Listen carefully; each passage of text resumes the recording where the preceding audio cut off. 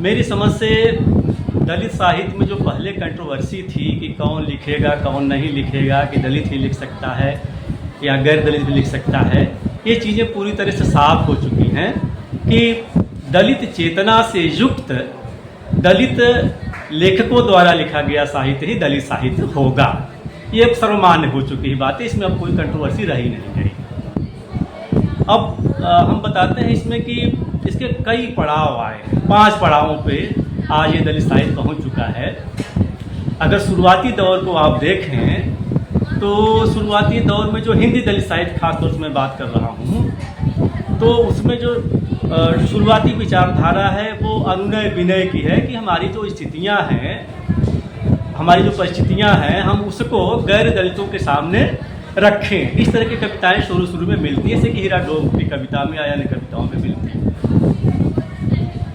दूसरा जो पड़ाव है कि आक्रोश आता है इनकी भाषा में, है ना, इनके विचारों में कि हमारे साथ इस तरह से क्यों चीज़ें हो रही हैं, आक्रोश की भाषा दिखाई पड़ती है व्यवहारों में।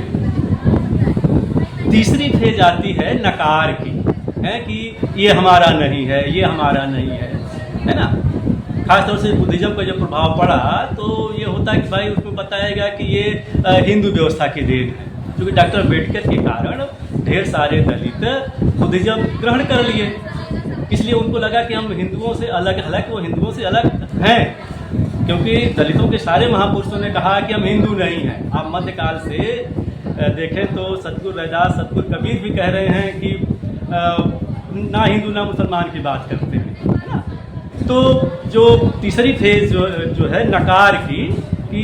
अगर कोई काम अगर हिंदू व्यवस्था में हो रहा है तो इनको लगता है कि वो कर रहा है तो हमारा नहीं, तो इसको हम छोड़ें, है ना। उसके बाद जो चौथी फेज आ रही है दलित विमर्श में, उसमें यह है कि यार हर चीज़ों को नकारने से बात नहीं बनेगी, आत्ममूल्यांकन होना चाहिए, आत्म परीक्षण होना चाहिए कि आखिर हम हैं कौन,